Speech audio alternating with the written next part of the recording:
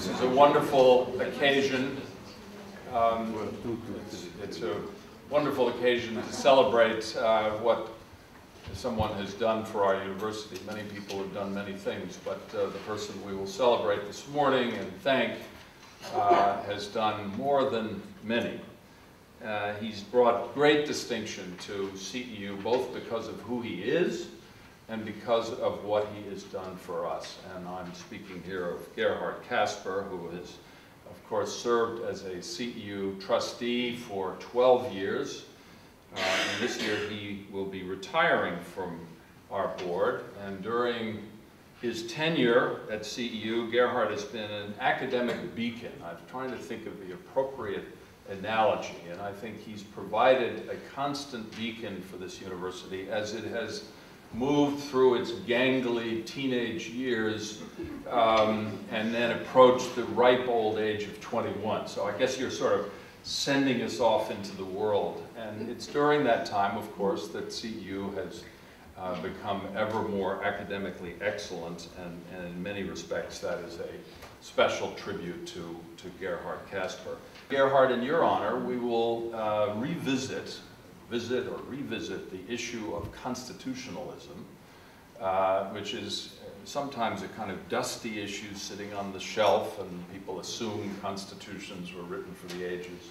Today, the issue of constitutionalism is at the center of a very powerful and far-reaching debate about how democratic society should be organized, how they can protect civil liberties and human rights. And we will be looking, of course, at what challenges constitutionalism faces right here in Hungary, as well as elsewhere in the world, and what its future will be. But before we start, let me just say a few more words about Gerhard and all that he's done for us over these years. He served as a CEU trustee since 2000, and that makes him one of the longest-serving trustees. And to have that kind of continuity, as I said before, as the university has grown, has been enormously helpful to us. He's been a guiding figure in CEU's governance during this time of great growth and many new initiatives, just to name a few that have occurred that he's been very central to. The accreditation of CEU as a U.S. institution in the United States through the Middle States Commission on Higher Education, which Gerhard was central in helping us in 2004. The establishment of a public policy department in 2005, the development of our really world-class cognitive science department, which only is 2 years old now, but is enormously successful. The development of a network science field, and the 2 strategic plans that we have worked on over these years as he's been a member of the board, the one in 2003 and now the one this year that's looking forward to the next 5 years. So I want to say that, Gerhard, I'm personally indebted to you for showing me the not so precise science of how it is that you head a university and what you do as president, when to speak and when not to speak, when to act and when not to act.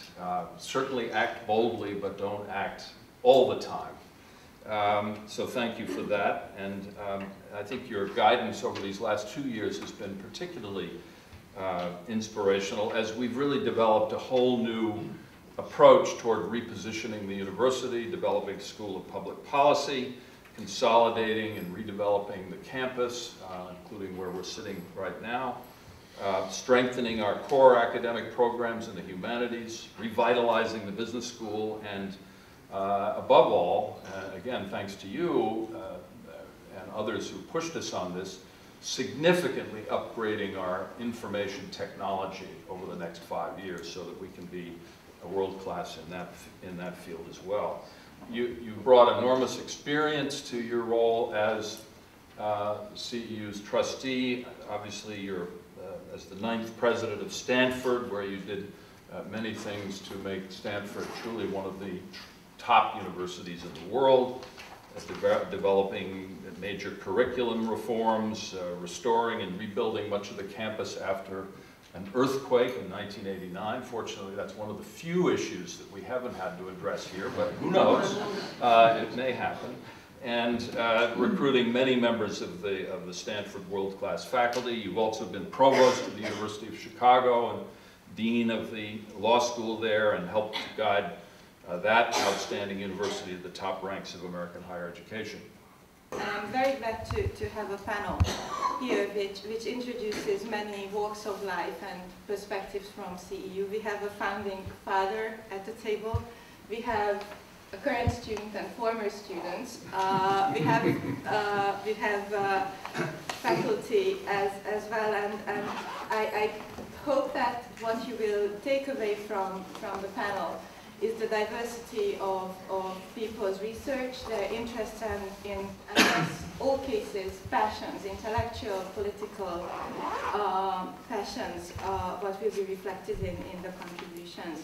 Perhaps there is crisis of constitutional democracy or constitutionalism in Hungary. There is certainly no general crisis of constitutional and constitutional democracy in the world, but there is some malaise around constitutional democracy, so I think it will be helpful to confront that malaise. But before doing that, I want to briefly present you with the theoretical framework from the perspective of which I will speak. There are two competing views on the relationship between constitutionalism and democracy. One I would call the compromise view, and the other view I would call the integrity view. The compromise view says this: we have various kind of values. We value self-government. We also value individual rights, for example. And those values tend to conflict. We need a compromise, and constitutional democracy is the institutional framework for the compromise. We have democracy, but we have democracy constrained by constitutional rules and principles. So constitutionalism, in this understanding, is a constraint on democracy. Now, the integrity view says, no, this is not the case. Technically, constitutionalism imposes constraints, but insofar as the outcome is concerned, constitutionalism is not constraining, but enabling democracy. Over history, there is clearly a long-run tendency towards constitutionalization, and that tendency worldwide. There are more and more countries with written constitution. There are more and more countries with some kind of constitutional review. In the last couple of decades, there are more and more countries with other constitutionally insulated public institutions, such as, for example, the central bank. So there is this tendency which in the last decades clearly accelerated. And there is the malaise accompanying this tendency. Now the question is how to explain the malaise. The compromise view proposes an easy explanation. It seems to be a better candidate to account for it. The explanation must be that the balance, there is a precarious balance between constitutionalism and democracy, and that balance is going to be upset. So what should we do? We should restore somehow the balance, constrain the constraints, impose constraints on the constraints.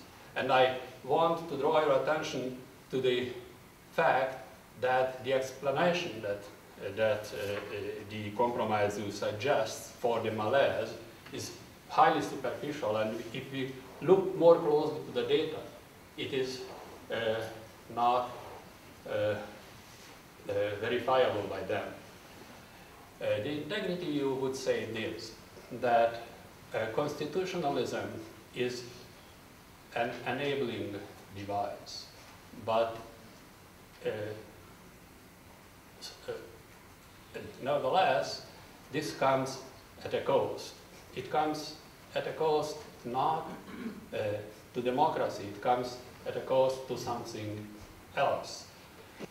But what I want mainly to speak about is not what are the dangers from insufficient regulation at the constitutional body's side, but what are the dangers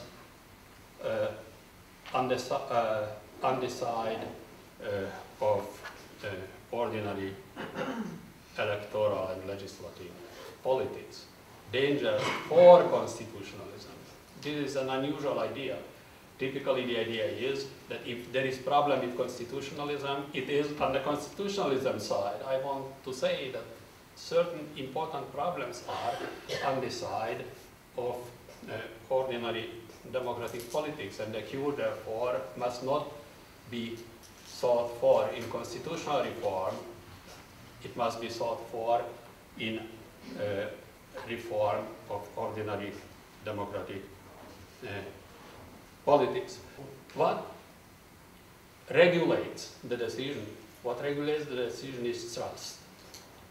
The question is whether the parties take each other just as adversaries who compete for power and who try to maximize their advantage against the other, or they treat each other as competitors within the framework of the shared constitution, but also as partners in upholding the shared constitutions.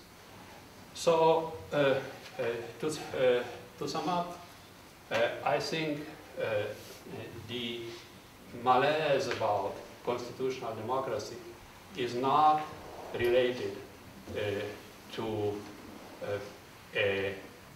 an upsetting of the balance, and the solution is rebalancing, as the compromise you would suggest.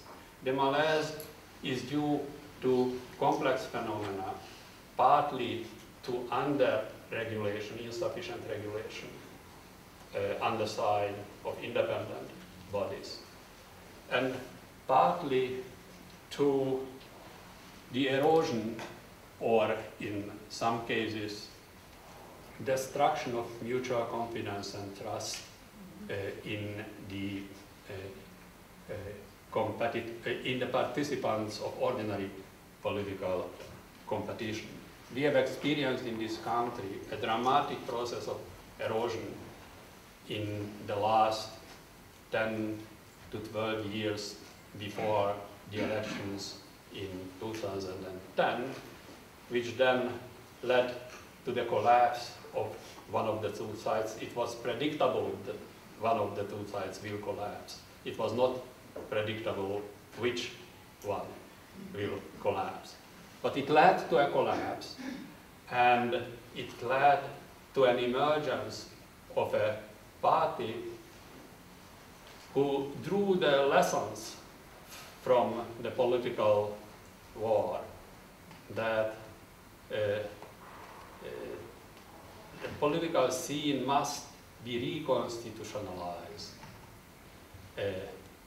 away from a truly competitive constitutional democracy in the direction of a parliamentary system, but a hegemonistic kind of parliamentary system where the ruling party is not sufficiently constrained either by the usual constitutional checks and balances or by the checks or balances of an opposition capable of changing it on government and capable of governing against its will in case it comes nevertheless to a change environment, and that is my last word. Thank you. And what I want to talk about in the time that I have is one very specific strand of thought which concerns preventive protest policing and the Constitution. My starting point is 20 years ago. 20 years ago, in a special issue of a Law and Policy journal focusing on constitutionalism and the rule of law in Central and Eastern Europe, Gabor Halmai argued that the recodification of the right to freedom of assembly in Hungary in January 1989 would allow public protest to become an institution for the formation of political will, reflecting a new concept of human rights. And my premise in this short paper is that the state's response to public demonstrations through the policing of protest provides a useful lens for us to examine the relationship between the people and the state, and thus to examine constitutionalism 20 years on. And as part of the executive branch, albeit one which is supposed to retain some kind of operational independence, the police both reflect and contribute to the legitimacy of any constitutional order. And in that sense, they also represent this paradox of constitutionalism, which both at once enables and constrains. Now, my preliminary point, before I turn to protest policing specifically, is about policing more generally, and it reflects a broader trend towards the pluralization of policing, whereby we might regard policing roles such as property protection or traffic regulation or forensic analysis or community-based policing initiatives as actually being carried out by actors other than the institutional police. So policing is undertaken by other actors than the police. And that means that policing is no longer the exclusive preserve of the police, which arguably has led to an identity crisis within the police. The question then becomes, how has this identity crisis been resolved? And for those interested in human rights, the particular question is, how does law, and specifically human rights law, help resolve this identity crisis? What I want to suggest is that there have been several cases in which courts have found violations of rights, such as the right to life, because of a police failure to do all that could reasonably have been expected to prevent death or to prevent harms being perpetrated by private actors. And these judicial decisions holding the police responsible on the basis of their human rights obligations feed into the police quest to rediscover their core identity. And my argument is that there's a danger that such rights-based preventive obligations serve to construct and galvanise a particular role for the police, one which is characterised by institutional cultures of defensiveness and risk exaggeration.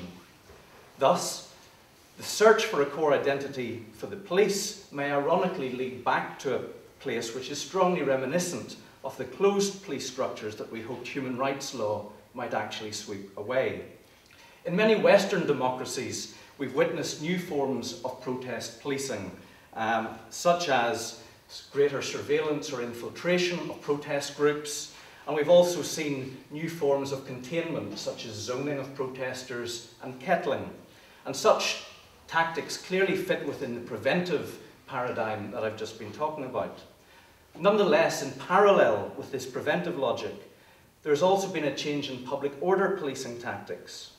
Perhaps with the exception of transnational summit events, which all too often are still characterised by serious violence between demonstrators and the police, it has been argued that protest policing strategies have changed from escalated force, or what's sometimes called strategic incapacitation, to tactics governed by negotiated management. Nonetheless, it potentially imperils the enjoyment of the right to freedom of assembly, because the very terms of negotiated management are often set by the police.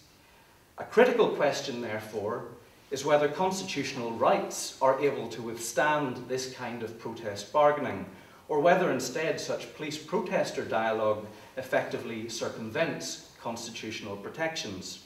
So my conclusion is this: these successes are only part of the story. The obvious blind spot concerns all those assemblies that are routinely decided upon or managed through dialogue with the police.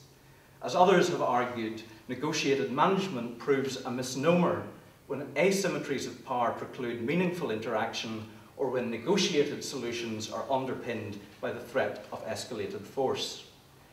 Protest policing provides one snapshot of transitional gains or losses. It potentially illuminates regressive tendencies within the police.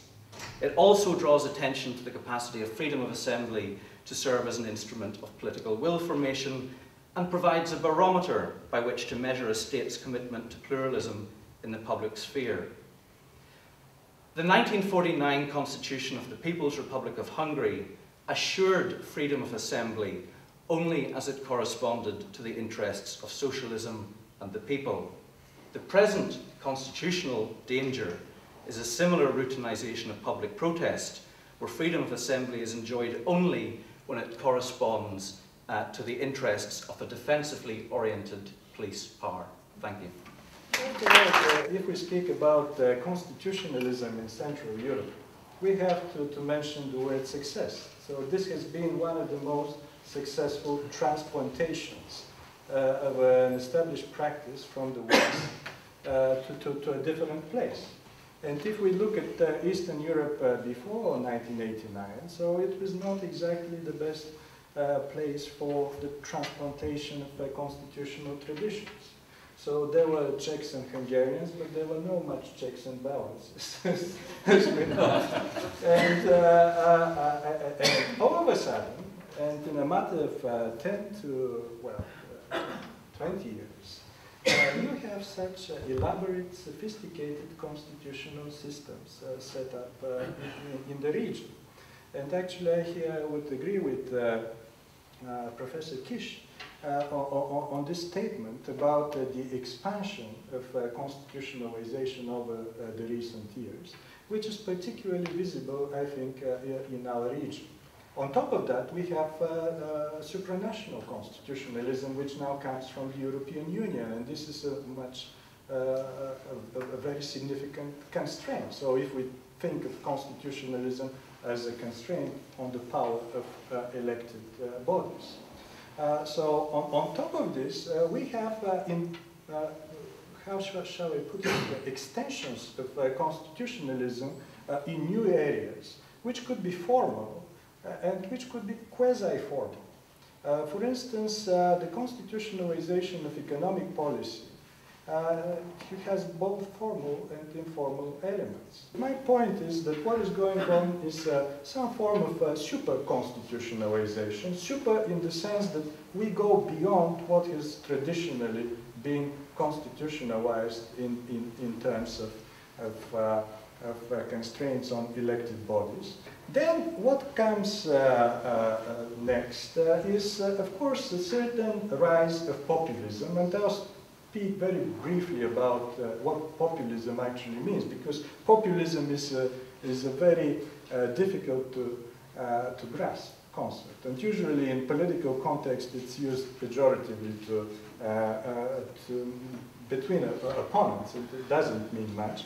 But in our region, I think there is a rise of political parties, which we tend to classify as populist in the following way. So these parties, they subscribe to a minimum type of ideology that basically they follow the will of the people. And by doing so, they are ready, in some circumstances, even to dismantle constraints imposed by constitutions on the will of the people. These parties, they tend to be majoritarian. They tend to be nationalistic because they present the people not as a pluralistic body, but as a more homogeneous entity, and so on. And it seems that they are in an intrinsic tension with constitutionalism understood as a constraint on the power of elected bodies. And what is really interesting to me is that these populists, they have adapted pretty well. So I'm leaving Hungary aside for a moment. I'll speak briefly about it probably in the questions. But generally, these populists seem to be that they have adapted to such constitutional constraints, and some of them are actually promoting some such constraints. What makes possible such a development? How is it possible to combine, well, on the one hand, the populist drive, and on the other hand, the drive towards super-constitutionalization? How they can live together? And the answer is again to something that Professor Kish raised, and the lack of trust. But this is, this time I will refer not to lack of trust among political opponents, or between political opponents, but general trust in politics. Well, figures, I could give you some figures, but they're really low. So if you look at figures for political parties, they stand between 10 and 15% trust in political parties. Parliaments fare a little bit better, but not much better. Also, a very spectacular piece of evidence is the attitude towards, or answers to the question, do you believe that once elected politicians care about the views of people? So 14% of Bulgarians believe so, 18% of Czechs, 22% of Slovaks and Hungarians. So this is less than 20% of people believe that the political elite is somehow responsive to its interests once elected. So in such a, my argument is that in such context of low trust of the people in their representatives and in politicians, it makes sense to adopt two strategies. One strategy is to elect people who are ready to limit themselves, in a sense, to live with constraints so that they cannot do much harm. The other strategy is that you elect populist parties who are ready to unsettle the established political elites, which try to well, dismantle existing party constraint cartels, and which put some noise in the system so that they prevent entrenchment of political players. And what is happening now is paradoxically that actually you might have populism of fear when really disenchanted by politics, people and masses of people bring to power political actors who are ready to live with quite significant constraints. So, end up here. The question that I would like to address in this talk is whether Western constitutionalism makes sense in the African context. The question that is the subject of my talk needs to be clarified because both concepts, that is Western constitutionalism and the African context, are broad generalizations. In order to avoid misunderstandings, it will be helpful to specify what I mean by these phrases. Now, let me start by this notion of Western constitutionalism. At the very core of Western constitutionalism, as McWilliam asserts, lies the idea of legal limitation on government. While maintaining this core element of constitutionalism, the contemporary Western understanding of the notion also includes judicially enforceable fundamental rights, democracy, rule of law, and we could also add to this list separation of powers and judicial review. Even if we focus on sub-Saharan Africa, as I do, we'll still be dealing with 48 different countries. And these 48 different countries have a great deal of variety, difference amongst themselves. So while talking about the African political context, one has to be very cautious. Nevertheless, it remains to be the case that most African countries share certain features justifying the use of this phrase, the African political context. I'll briefly try to outline what are these commonly shared features. The first feature is the prevalence of a considerable and politically salient ethnic diversity in most African countries. This is connected with the formation of the states during the colonial scramble for Africa. And the next feature or factor is the legacy of an authoritarian, coercive, and often violent colonial and post-colonial past. The third feature is a political economy in which state power is the most important instrument of accumulating wealth. So the question to be addressed in this presentation is whether Western constitutionalism is a sensible or feasible idea within the political context that I have just described. I'm of the opinion that constitutionalism needs to be contextualized if it is going to succeed in the African political context. The context described above is more conducive for autocratic regimes which exercise power with little restraint. If constitutionalism is to take root in this context, it needs to be adapted with a view to make it robust enough to withstand the onslaught coming from a hostile political environment. This means contextualizing constitutionalism in Africa at least in the following three ways. This is not a list of exhaustive ways of contextualizing constitutionalism, but these are some of the ways which I think are very important.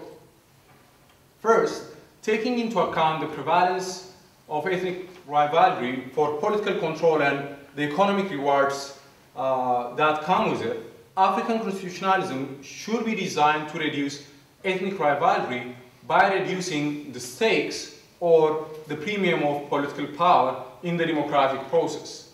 One way of doing this, for example, would be by allocating fixed portions of the national budget to be equally distributed to devolved or local governments. Something like this has been introduced in the new Kenyan constitution.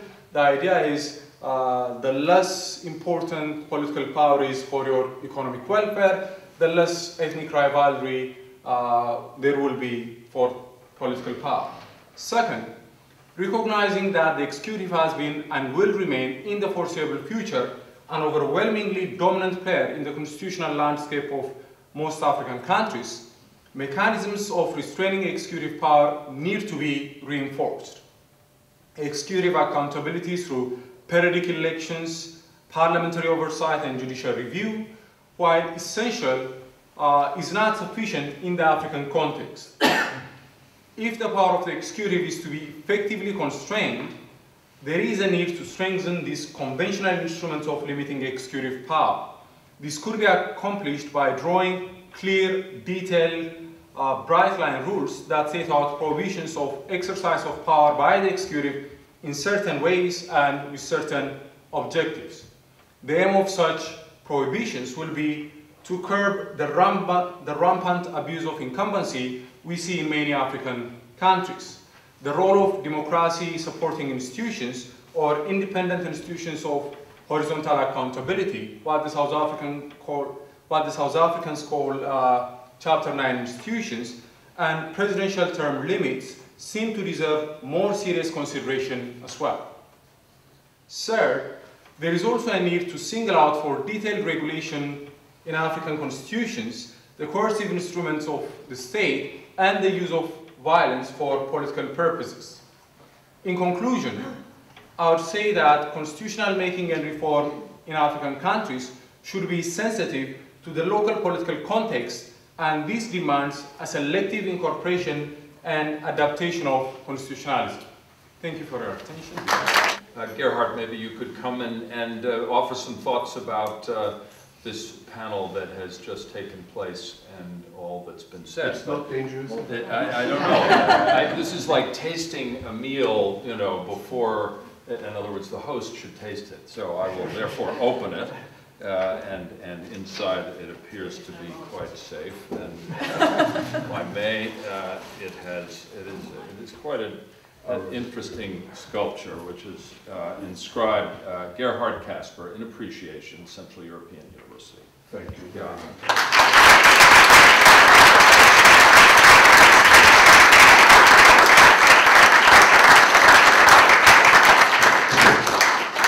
Thank you very much, John. touched, you know that I have served on many boards. I sometimes refer to myself as a one-person NGO. I serve on many not-for-profit boards. I do not serve on for-profit boards. And there has never been a board that, when I left it, organized a panel the way Renata did, and you all were willing to participate in.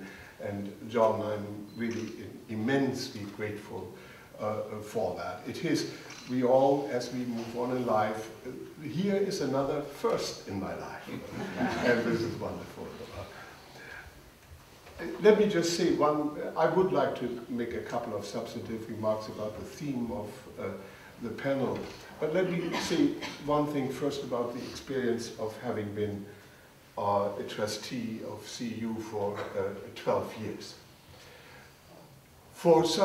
I have had the privilege in my life to be a faculty member and then later an administrator at very great universities. But they had been around for a while. My most recent, Stanford, was the youngest, with being only a little more than 100 years old. So being asked by this board, and Yehuda was then the rector, to join this board was like a dream come true. I mean, the dream did not include the long hauls from California to Netherlands, but the dream come true because I was not exactly present at the creation. The university had been created a few years earlier, but I was certainly present throughout during the framing of the university. And that was something that in this case, in this form, I had never experienced. I had to do battle in the places where I served on boards, Chicago or Stanford or Yale. I had to do battle with established traditions. And here everything was open and moving. And it was genuinely fascinating for somebody in my position to experience that. I will say, George, that I also had never been at a place where the founder was present. Indeed, the founder was the chairman of the board during much of my service on the board. And that was in itself an incredibly stimulating experience. The founder and I were not infrequently in disagreement about matters, and how one shapes a university with somebody who, in the presence of somebody who comes to any board meeting in these 12 years and has a new idea what the CEU should be doing, and examine these new ideas was a fascinating challenge, and I just loved it. So I think the greatest, I will say there were these privileges I mentioned in being at this board and seeing the generosity of the founder and all the participants. There was one very negative aspect of the experience of being a board member. I had virtually no contact with faculty. Yes, occasionally there were lunches and so on, but the academic life, as I was able, thanks to all of you, to experience it here this morning, the way you think, what interests you and so on, that always remained too far because I was here for a period much too short, and maybe one should think even harder than I know John and others have about how one can expose the trustees more to the intellectual life of this rich institution. And I would also like to say the maturation of CEU over the 12 years I have been associated with it has been just astounding, and you should all be immensely pleased of having incredibly good faculty, having students who are outstanding, and being the most global university I know.